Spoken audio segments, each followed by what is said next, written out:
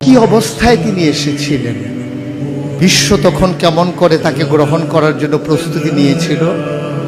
গোটা পৃথিবী যে ছিল ঝঞ্ঝা বিক্ষুব্ধ, মনে হচ্ছিল বৃষ্টির অভাবে গোটা পৃথিবী যেন মরু প্রান্তরে পরিণত হয়েছে। গাছের পাতাগুলো পড়ে গিয়ে ঝরে গিয়েছিল, ডালাগুলো মরে গিয়েছিল, নিষ্প্রাণ হচ্ছিল সবুজ শ্যামল পৃথিবী। অপেক্ষা ছিল দুফোঁটা বৃষ্টির। গোটা মানবতা ছিল ধ্বংসের দ্বার প্রান্তে। একটা মহামানবের আবির্ভাব খুব বেশি প্রয়োজন অনুভব হচ্ছিল সবার কাছে। গোটা মানবতা হাহাকার করছিল, তিনি কখন আসবেন, তিনি কবে আসবেন, তিনি কখন আমাদের অন্ধকার থেকে আলোতে নিয়ে আসবেন, অমানিসার মাঝে তিনি কখন চতুর্দশী পূর্ণিমার চাঁদ হয়ে হাসবেন। অপেক্ষার প্রহর যেন গুনতেছিল, রাত পোহাচ্ছিল না, সময় যাচ্ছিল খুব ধীর গতিতে। আল্লাহ তাবারক ওয়া তাআলা ঘোষণা দিয়ে দিলেন, পাঠিয়ে দিলেন তাকে, আর তিনি আসলেন হেরার রশ্মি নিয়ে এই মানবতার মাঝে মানুষের চারিত্রিক উৎকর্ষতার জন্য তিনি আসলেন। তিনি দেখলেন, তিনি মানুষের মাঝে বিচরণ করলেন, হৃদয়ে আন্দোলন তৈরি করলেন। তিনি গড়ে দিলেন ভেঙে পড়া সেই প্রাসাদগুলোকে, তিনি নতুন করে আবার ফাউন্ডেশন দিলেন।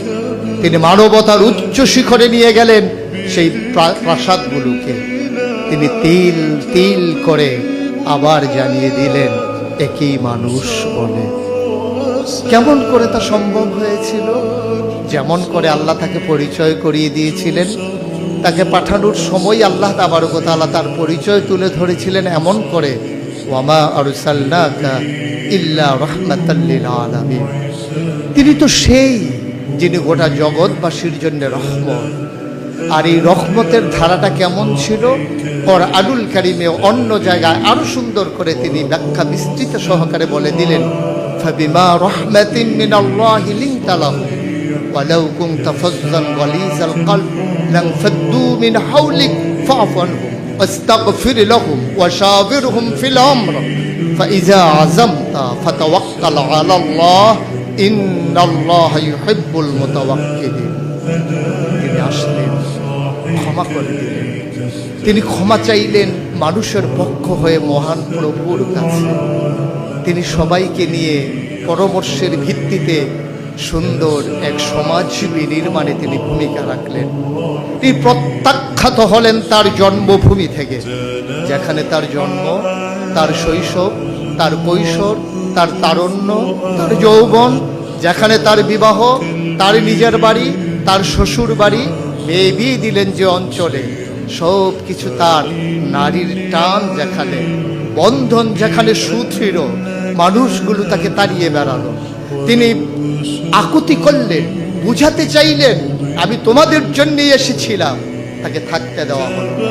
মহান প্রভুর নির্দেশে তিনি তার মাতৃভূমিকে ছেড়ে চলে যাওয়া লাগলো মদিনায়। বন্ধুগণ, তিনি কেমন করে বিশ্ব জয় করলেন? তিনি যেমন করে বিশ্ব জয় করেছেন, মনে রাখবেন, একটা মানুষের কথা, তার কর্ম দেখার আগে মানুষ তার সুরত দেখে। সুরত এক বিশাল ইফেক্টিভ বিষয়। প্রথম দর্শনেই যাকে মনে ধরে যায় তার কথাগুলো হৃদয়ে গ্রাহী হয়। তিনি তেমনই ছিলেন। যদি আমি জানতে চাই কেমন ছিলেন আমার নবী, তিনি ছিলেন মধ্যম আকৃতির একজন মানুষ। তিনি না ছিলেন লম্বা, না ছিলেন খাটো। অবাক বিস্ময়ে মানুষ তাকিয়ে দেখত। লক্ষ মানুষের মাঝে তিনি যখন দাঁড়াতেন, হাজার হাজার লম্বা মানুষের মাঝেও এই মাঝারি আকৃতির মানুষটি যখন দাঁড়াতেন, অবাক বিস্ময়ে মানুষ তাকিয়ে দেখত। সবার উপরে তার মাথা মোবারক দেখা যায়। সবাইকে পেছনে ফেলে, সবাইকে নিচে ফেলে তার মাথা মোবারক সবার উপরে দেখা যায়। তার চুলগুলো ছিল হালকা হালকা কোঁকড়ানো। তৈল দিয়ে কখনো বা চুলগুলো যখন আঁচড়াতেন, অবাক বিস্ময়ে মানুষ তাকিয়ে দেখত। মনে হতো চুলের মাঝে যেন মৃদুমন্দ ঢেউ দেখা যায়। কপাল ছিল তার চওড়া, ভ্রুগুলো ছিল তার জোড়া ভ্রু। তার চোখের পাতাগুলো ছিল গোলাপি রঙের এক একটা পাপড়ির মতো। কখনো বা যখন তিনি চোখের পলক ফেলতেন, অবাক বিস্ময়ে মানুষ তাকিয়ে দেখত। মনে হতো মৃদুমন্দ বাতাসে ফুটন্ত গোলাপের এক একটা পাপড়ি যেন দোল খাচ্ছে। তার চোখের সাদা অংশ ছিল রক্তিমাভ সাদা, কালো অংশ ছিল তার কৃষ্ণ কালো। কখনো বা যখন তিনি চোখের পলক ফেলতেন, মানুষগুলো অবাক বিস্ময়ে তার দিকে তাকিয়ে থাকতেন।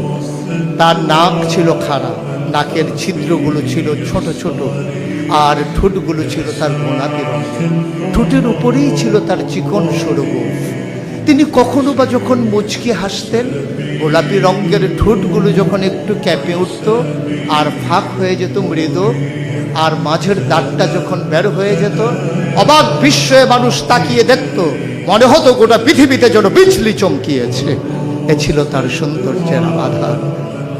তিনি কখনো বা যদি হেঁটে যেতেন কোনো মেঠু পথে, মরুপ্রান্ত দিয়ে তিনি যখন হেঁটে যেতেন, মানুষগুলো তার পেছনে পেছনে হাঁটত। 1 মাস পরে কোনো এক সাহাবা যখন ওই পথে আবার আসতেন, ওই পথের ওই জনপদের মানুষগুলোর কাছে জানতে চাইতেন, এ পথ কি মারিয়েছেন আমার নবী? কখনো কি এ পথে হেঁটে গেছেন আমার নবীজি? অবাক বিশ্বে ওরা জানতে চাইতো, তুমি কেমন করে বুঝলে? তিনি তো 1 মাস আগে এই পথে হেঁটে গেছেন। সাহাবা চোখের পানি ছেড়ে দিয়ে বলতেন, 1 মাস আগে আমার নবী হেঁটে গেছেন, আজও যেন এই পথে আমার নবীর গায়ের জান্নাতি গন্ধ পাওয়া যায়। নবী যখন প্রচন্ড রোদের মাঝে খরতাপে ঘেমে যেতেন, কপালে যখন মুখ তার দানার মতো ঘামগুলো জমে যেত, আস্তে করে তিনি তার বিবিদের ঘরে, আমাদের মায়েদের ঘরে যখন যেতেন, মায়েরা তাকিয়ে দেখতেন কপালের মাঝে মুক্তোর দানার মতো ঘাম জমে আছে, যেন সোনার মাঝে সোহাগা। মায়েরা বলতেন, চুপটি করে আপনি একটু বসবেন দয়া করে। নবীজি বসতেন, মায়েরা ছোট্ট শিশি খুঁজে বের করে নিয়ে আসতেন। অতি যত্নে পরম আদরে তার কপালের মুক্তার দানার মতো ঘামগুলো তারা শিশির ভিতরে ঢুকিয়ে তারা মুখটা বন্ধ করে রেখে দিতেন। কখনো বা যখন ঈদ আসতো, কখনো বা যখন কোনো আনন্দ ঘন পরিবেশ হতো, তারা সেই লোকানো ঘাম বের করে আতর হিসেবে ব্যবহার করতেন। মানুষ চমকে উঠতেন, এত দামি পারফিউম পেলে কোথায়? মায়েরা বলতেন, আমার প্রাণের স্বামীর জমানো ঘাম। এ ছিলেন আমার নবীজি।